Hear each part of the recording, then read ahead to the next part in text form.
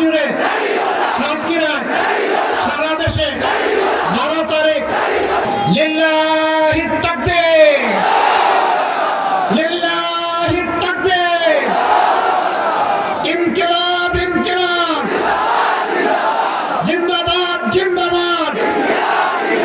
আমি সাতক্ষীরায় সেদিন পর্যটনের জন্য আসিনি, এসেছিলাম দেশপ্রেমিক ইমানদার যে 48 জন মানুষকে খুন করা হয়েছিল, শহীদ করা হয়েছিল, তাদের মা বাবার পাশে দাঁড়াতে এসেছিলাম। যে যুবতী বোনদেরকে বিধবা করা হয়েছিল তার প্রতি সংহতি শ্রদ্ধা জানাতে এসেছিলাম। যে কচি শিশুরা বাপ হারিয়ে অন্ধকার দেখছিল আর চেয়ে চেয়ে পোতের পানি থাকতো কখন আমার বাবা আসবে, আমি তাদের চোখের পানি দেখতে এসেছিলাম।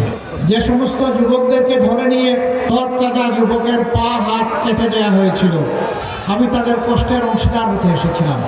সেদিন মায়েদের বোনেদের শিশুদের মুখে আমি যে কষ্টের ছাপ দেখেছিলাম জীবনেও তা বলতে পারবো না। তাদের চোখে সেদিন আমি পানি দেখি না, আমি হারিয়ে যাওয়া আপনজনদের রক্তের ফুটা সেদিন দেখেছিলাম। তালার 3টি বাচ্চা, রুকিয়া এবং রুকায়া, ওরা দেয়ালে ছবি দেখতে বলেছিল এটা আমার বাবার ছবি।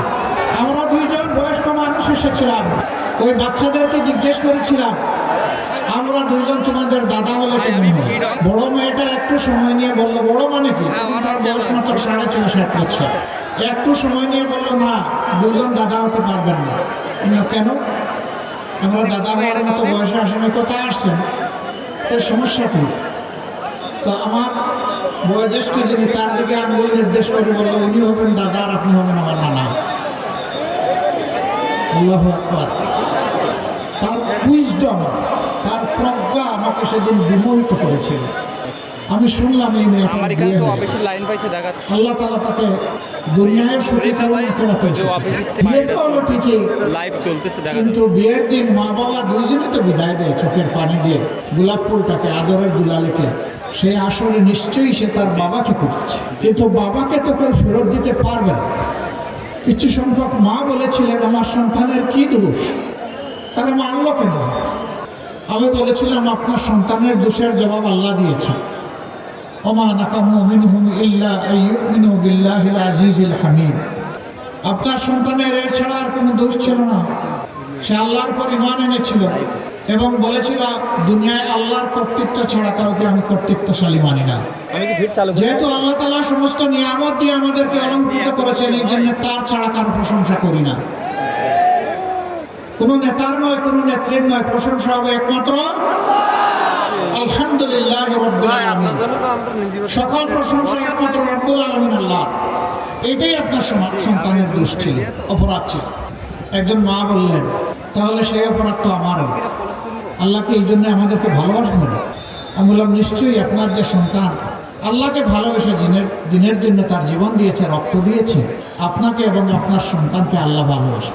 আমরা দোয়া করবো আল্লাহর ভালোবাসা মানুষ যেন আপনার হতে পারে। তখন তিনি বললেন যে কলিজার ভিতরে একটু শান্তি অনুভব করছে। সম্মানিত ভাইরা, শুধু কি সাতক্ষীরা? হ্যাঁ, বাংলাদেশের মধ্যে সবচেয়ে বেশি অপরাধ করা হয়েছে সাতক্ষীরায়। একটি সিঙ্গেল জেলায় কোথাও এত সংখ্যক মানুষকে খুন করা হয়নি। বিচার আমরা দুনিয়ায় পাবো কিনা জানি না, তবে বিচার ইনশাআল্লাহ আমরা আখিরাতে পাবো। শহীদের এই রক্তমেধা 6টি উপজেলায় যখন ঘুরছিলাম তখন আমি জিজ্ঞেস করলাম যে রাস্তাঘাটের এই অবস্থা কেন? বলে যে সরকার এই দেশের অংশ এটাকে স্বীকার করে না, আমাদের উপর ঝাল মেটাচ্ছে। কেন? সাতক্ষীরার মানুষ ন্যায়, ইনসাফ এবং ইসলামের পক্ষে অবস্থান নিল। এই জন্য তারা বোধহয় সিদ্ধান্ত নিয়েছে এখানে কোনো উন্নয়ন করবে না। দিন যায়, রাত পোহায়, সপ্তাহ যায়, মাস যায়, বৎসর গড়ায়।